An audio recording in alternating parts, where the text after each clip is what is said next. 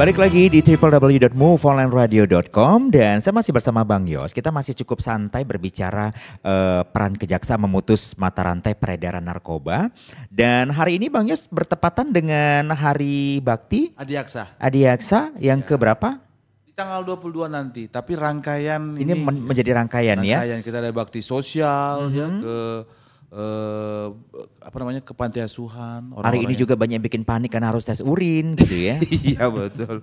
Paniknya sampai ke. Enggak sih pagar-pagar tiba-tiba ditutup gak boleh keluar gitu ya Bang. Iya tiba-tiba tadi habis pas apel pimpinan Pak Kajati menyampaikan itu, wah kan panik juga kan. Panik gitu ya Bang ya. Orang-orang kan panik. Saya duluan karena kita kan ada acara ini, saya bilang saya harus duluan. Duluan ya, atau Bang menghindari ini untuk tes urin? Nah, udah dites. Oke, sebenarnya itu adalah salah satu upaya bukan berbicara masalah ke masyarakat, tapi secara internal juga seperti itu kan dilakukan kan? Iya harus. Bang Yos kan? Gimana kita mau melakukan penegakan hukum? Benar. Kalau kita sendiri nggak tegak. Benar-benar. Nah ini salah satu bukti nyata juga di hari rangkaian acara ke-68 Hari Adiaksa ini sendiri. Nah kita balik lagi ada yang bertanya Bang Yos karena ini mungkin di segmen terakhir kita.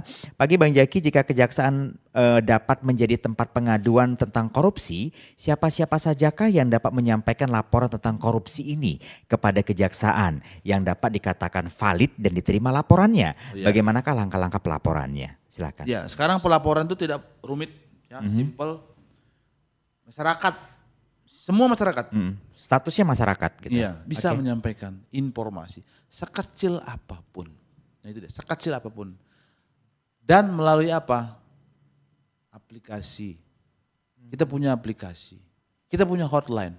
Cukup masyarakat menyatakan, membuat sebuah narasi, kemudian menyampaikan fakta, kita akan pelajari. Hotline-nya di nomor berapa Bang? Hotline-nya nanti kita sampaikan Bang Jeki ya. Dan kalau website bisa buka ya di website www.kejatisumut.go.id. www.kejatisumut.go.id ya. Nah, udah langsung. Nah di sini kan ada nih, di sini cukup jelas nih. Kalau hotline kita 0812 77 90 0190.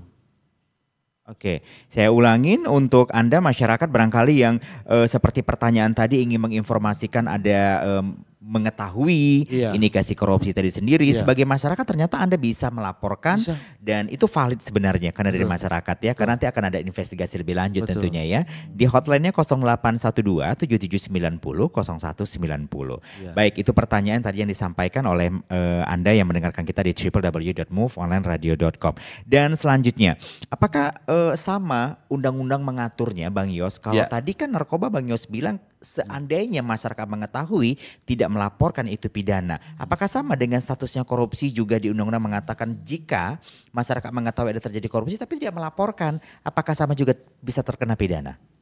Tidak sih, tapi ada hampirnya. Hampirnya itu apa itu? Kalau masyarakat itu melindungi, ya kan, misalnya seorang pengacara, ya dia terlalu jauh terlibat. Artinya terlibat, dia kan pendampingan. Lawyer itu kan pendampingan. Tetapi dia sendiri sudah menyembunyikan, menghilangkan alat bukti, itu bisa dikenakan. Siapapun ya, bukan hanya pengacara. Walaupun contohnya kemarin ada seperti itu. Seperti itu kira-kira. Baik, Bang Yos, saya tadi masuk ke kantor ini begitu banyak slogan-slogan WBK, gitu ya, WBBM, itu sendiri seperti itu ya Bang Yos ya. Apakah hari itu memang sudah dijalanin dengan sangat baik di kantor Kejati Sumut? Kalau WBK, WBBM itu kan sebuah predikat ya. Sebuah predikat yang diberikan oleh lembaga negara. Di luar daripada itu, saya rasa Kejaksaan Tinggi Sumatera Utara udah lebih daripada WBK dan WBBM. Contoh Bang Jeki, contohnya apa bagaimana itu, Bang pelayanan kita. Bang Jeki datang di Kejaksaan Tinggi Sumatera Utara, cepat dilayani kan. Itu saya mengaku iya. Nah cepat dilayani, kemudian semua pengaduan itu kita tidak ada yang tidak kita proses. Cuma memang korupsi itu berbeda dari yang lain.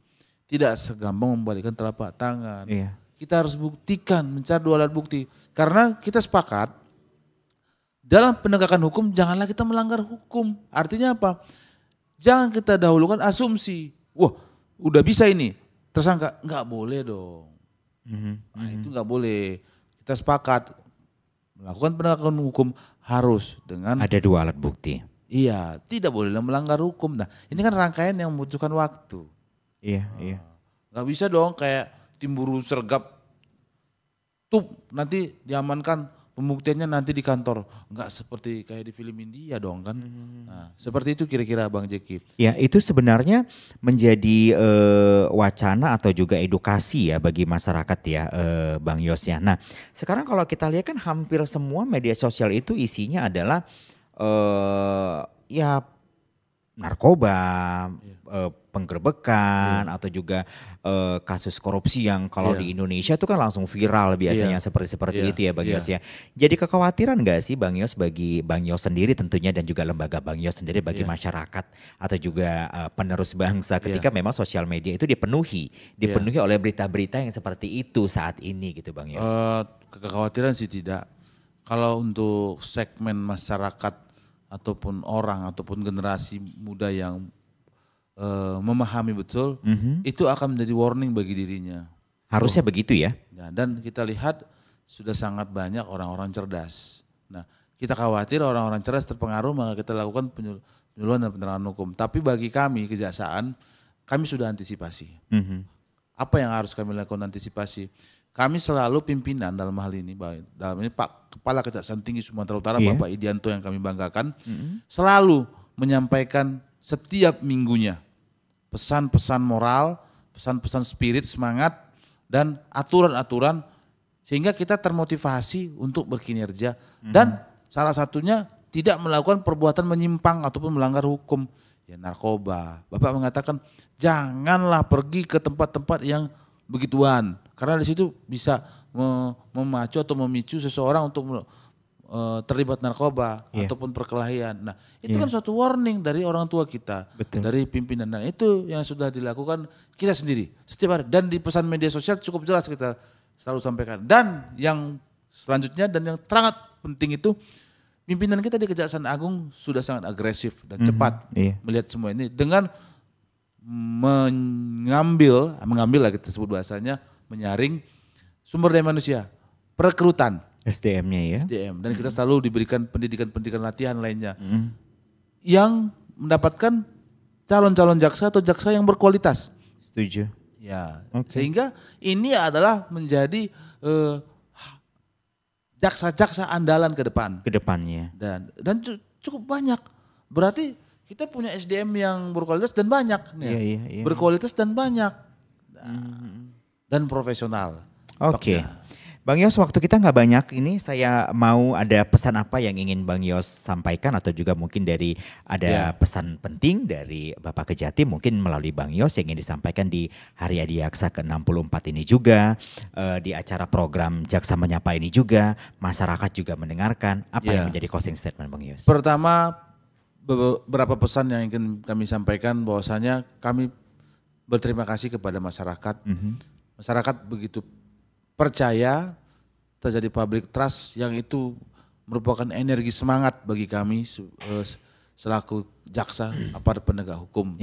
Jadi tentunya untuk hal itu kami himbau juga kepada seluruh masyarakat yang kami banggakan dan sayangi terkhusus di Sumatera Utara, jangan terprovokasi untuk kemudian ada perlawanan dari pelaku korupsi itu. Jangan terprovokasi. Iya, sehingga kita tuh disudutkan. Iya. Dicarilah alasan yang di luar nalar ataupun hal-hal tertentu. Itu adalah perbuatan melawan hukum tadi. Iya. Feedbacknya begitu. Dia feedback koruptor melakukan serangan balik. Nah itu. Kemudian yang kedua, bagi generasi muda, tentunya sangat penting untuk menghindari yang namanya narkoba. Ketika Anda sudah terkena, terjerumus, maka gelap, sirnalah masa depan. Nah, satu persatu, 1 tambah 1 2, 2 tambah 2 4. Akan ada sekumpulan masyarakat orang muda yang berkualitas, yang akan membangun bangsa dan negara ini.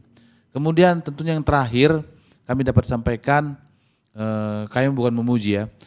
Artinya apa yang terjadi saat ini di kejaksaan, public trust dan kinerja yang berkualitas dan profesional, ini merupakan bentuk manajemen yang berkualitas dari pimpinan kami. Contohnya Pak Kajati Pak Edianto yang kami banggakan, dia melakukan manajemen yang baik.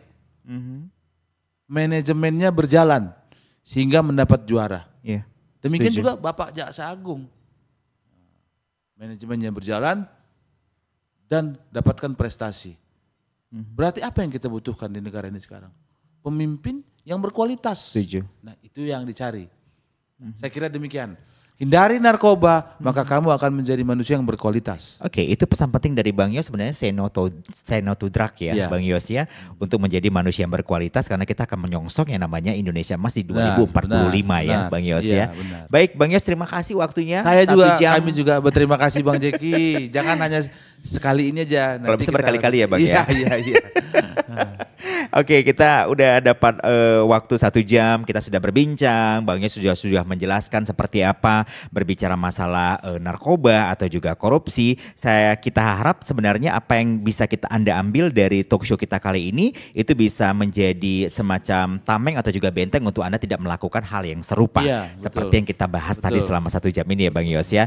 Baik, langsung dari kantor Kejaksaan Tinggi Sumatera Utara, saya Zaki Yusuf tentunya bersama produser acara Tegar Manatar, floor director Y Janggalewa, teknisi dan juga lighting ada Ari, serta kameramen ada Malvi dan juga kru ada Sadam. Kita semua pamit undur diri. Wassalamualaikum warahmatullahi wabarakatuh.